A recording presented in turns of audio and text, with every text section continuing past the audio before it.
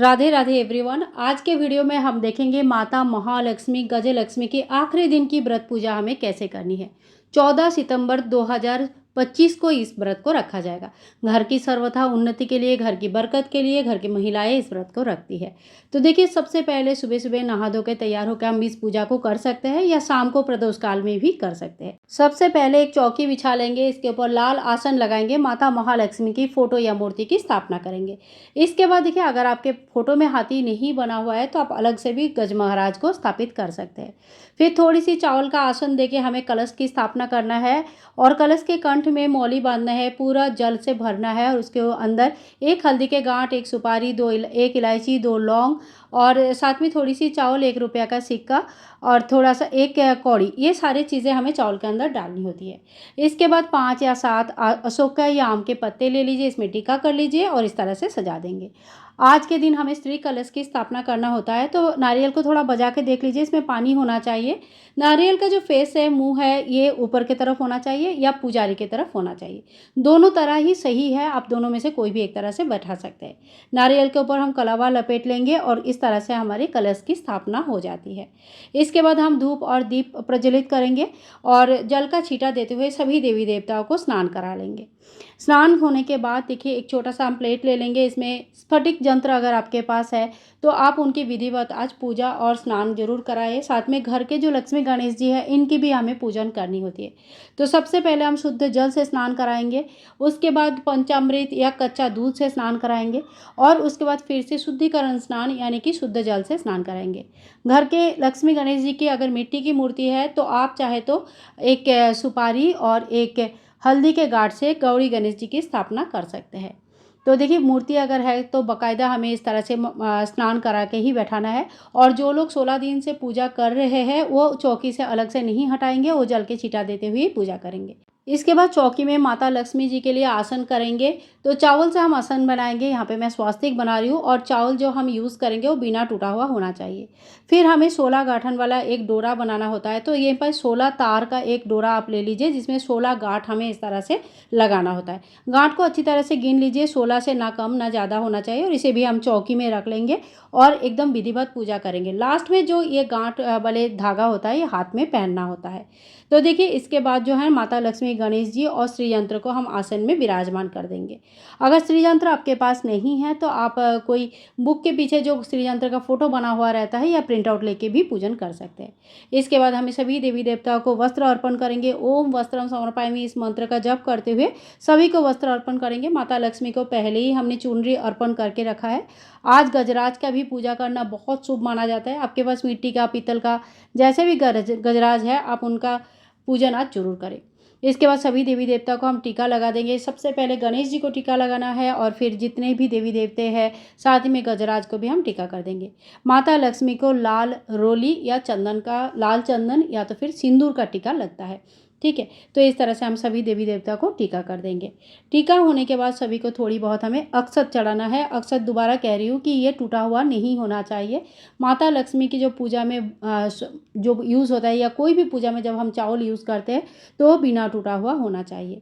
इसके बाद भगवान गणेश जी को हम दुर्वा घास और लाल फूल अर्पण करेंगे। ओम गां गणेशाय नमः, ओम गां गणेशाय नमः, ओम गां गणेशाय नमः, इस तरह से गणेश जी को शरण करेंगे। कोई भी मंत्र अगर नहीं आता है तो उस देवी देवता को आप शरण करते हुए उनकी पूजन करें।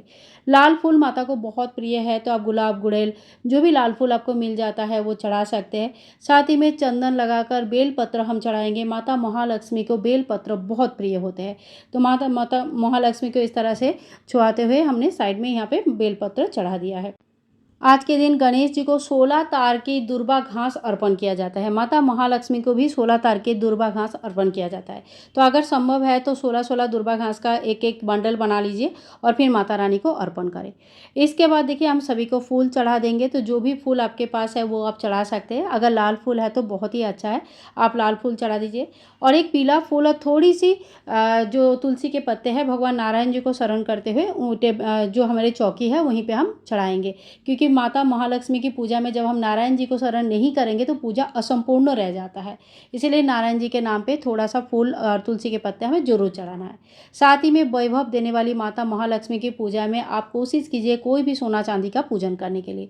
यहाँ पे मैंने एक सोने की अंगूठी ले लिया है और चावल के ऊपर उसको इस तरह से रख दिया है। चौकी के एक तरफ आप रख दीजिएगा। फूल बेलपत्र के बीच में मत रखिए, जब साफ करेंगे तो गिरने का या खो जाने का डर रहता है। और इसके बाद हम माता महालक्ष्मी को श्रृंगार चढ़ाएंगे। 16 श्रृंगार चढ़ा सकते हैं या जितने भी आपके सामर्थ्य है। श्रृंगार के जो सामग्री है इसमें से कोई भी चीज़ दान नहीं होगा, आप खुद ही इसको यूज़ करेंगे। तो जो भी श्रृंगार आप चढ़ाएंगे इसको दान मत कीजिएगा, खुद ही यूज़ कीजिएगा, क्योंकि महालक्ष्मी की जो पूजा होता है घर की बरकत के लिए होता है। इसमें से कोई भी सामग्री दान नहीं किया जाता है। तो देखिए यहाँ पे मैंने श्रृंगार की सामग्री रख दिया है। और आप चाहे तो अगर पहले दिन चढ़ा दिया है तो आप नहीं भी चढ़ा सकते हैं, लेकिन अगर पूरे पूजा में एक बार हमें चढ़ाना होता है।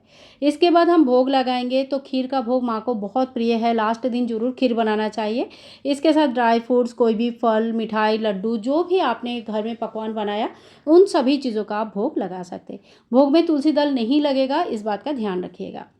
और इसके बाद भोग लगाने के बाद हम माता को पान अर्पण करेंगे। तो देखिए ये विशेष भोग होता है जो हमें ज़रूर अर्पण करना चाहिए। एक पान के पत्ते में एक लौंग, इलायची, बतासा, थोड़ी सी मिश्री वगैरह आप ले लीजिए और माता को अर्पण करें। शाम के समय प्रसाद स्वरूप इस पान को आप खुद भी खा सकते हैं। इसके बाद हम थोड़ा दक्षिणा चढ़ा देंगे। इस दक्षिणा को भी दान नहीं करनी है, इससे आप बाद में घर के मंदिर के लिए कोई सामान ले सकते हैं। सिंहासन वगैरह, अलंकार, वस्त्र, जो भी लेना है मंदिर के लिए, भगवान के लिए, कुछ भी सामान आप इससे ले सकते हैं। ये भी दक्षिणा मैं यहाँ पे रख दूंगी। और देखिए इसके बाद हाथ में थोड़ी सी एक फूल ले लीजिए, थोड़ी सी चावल और थोड़ी सी जल लेके, और दुर्वा घास हमें एक जरूर लेनी होती है। तो इसके बाद हमें माता महालक्ष्मी, हाथी लक्ष्मी तथा गजलक्ष्मी का व्रत कथा सुननी है। व्रत कथा आप पढ़ भी सकते हैं, सुन भी सकते हैं। फिर हम फूल को माता के चरणों में छोड़ देंगे और हाथ जोड़ करके पूजा में रही कमियों के लिए समय याचना कर लेंगे। इसके बाद आप चाहे तो माला जप कर सकते हैं। 1 माला, 2 माला, 7 माला, 5 माला, जितने भी आपसे हो पाता है। जो नियम है वो 16 माला जप करने का नियम है। माता महालक्ष्मी का कोई भी मंत्र आपको गूगल में भी मिल जाएगा, आपके बुक्स में भी मिल जाएंगे। कोई भी मंत्र से कम 1 माला जप हमें जरूर करनी है। माला जप आप चाहे तो स्फटिक के माला से कर सकते हैं, लेकिन कमल गट्टे के जो माला होता है ये सर्वोत्तम माना जाता है माता महालक्ष्मी की पूजा अर्चना के लिए। इसके अलावा आप व्रत कथा पढ़ सकते हैं, श्री सूक्तम पाठ कर सकते हैं, कनकधारा स्तोत्र पाठ कर सकते हैं। तो जितने भी आपके पास समय है या जो भी आपकी इच्छा है उस हिसाब से आप पाठ वगैरह कर सकते हैं। अगर सवेरे पूजा कर रहे, पाठ करने के ज़्यादा समय नहीं है, तो आप शाम के समय भी शुद्ध होकर ये पाठ कर सकते हैं, कोई दिक्कत नहीं है। माता महालक्ष्मी की पूजा शाम के समय भी किया जाता है। इसके बाद हम आरती कर लेंगे। अब अगर अखंड दीपक जलाया है, जैसे रात भर जलेगी, तो उस दीपक से आरती ना करें। लेकिन अगर नॉर्मल ऐसे दीपक जलाए सुबह शाम वाले, तो फिर उसी से भी आरती कर सकते हैं। अलग से कपूर जला सकते हैं या अलग से एक दिया जलाकर उससे भी आरती कर सकते हैं। तो सबसे पहले गणेश जी की आरती होती है और उसके बाद माता लक्ष्मी की आरती होती है। तो आरती होने के बाद हाथ में थोड़ी सी जल लेंगे, 3 बार इस तरह से वार लेंगे, और फिर हमारे पूजा में कोई भी कमी रह गया इसके लिए माता लक्ष्मी जी से माफ़ी मांग लेंगे। साथ ही में हमने मनोकामनाएं पूर्ण करने के लिए माता से आरती करेंगे। तो फ्रेंड्स, इसी तरह से बहुत ही सरल विधि से हमारे पूजा कंप्लीट हो जाता है। पूजा के बाद चौकी में रखी हर एक सामान घर में ही यूज़ कीजिए। जो रखने लायक सामान है वो रख दीजिए, जो खाने लायक सामान है वो खा लीजिए, और जो फ़ोटो, मूर्ति या जो बुक्स वगैरह है ये अपने अपने जगह पे बहुत अच्छी तरह से सुरक्षित रख दीजिए। जो हमने कलश स्थापना किया है, नारियल को भोग प्रसाद स्वरूप आप ग्रहण कर सकते हैं। जल की छींटा पूरे घर में दीजिएगा और बाकी जल पौधे में डाल दीजिए। फूल वगैरह जो है वो खाद बन जाता है। लोटे में जो सुपारी सिक्का डाला इसको आप सुखाकर दोबारा घट स्थापना के लिए यूज़ कर सकते हैं। सो फ्रेंड्स, इसी तरह से माता महालक्ष्मी की व्रत पूजा हम बहुत ही सरल विधि से घर पर कर सकते हैं। अगर वीडियो आप लोगों को पसंद आया, यूज़फुल लगा है, तो प्लीज़ ज़्यादा से ज़्यादा शेयर कीजिएगा और चैनल को सब्सक्राइब करके रखिएगा। मिलूंगी एक और नया वीडियो के साथ, तब तक के लिए बाय बाय दोस्तों, टेक केयर, हरे कृष्णा, राधे राधे।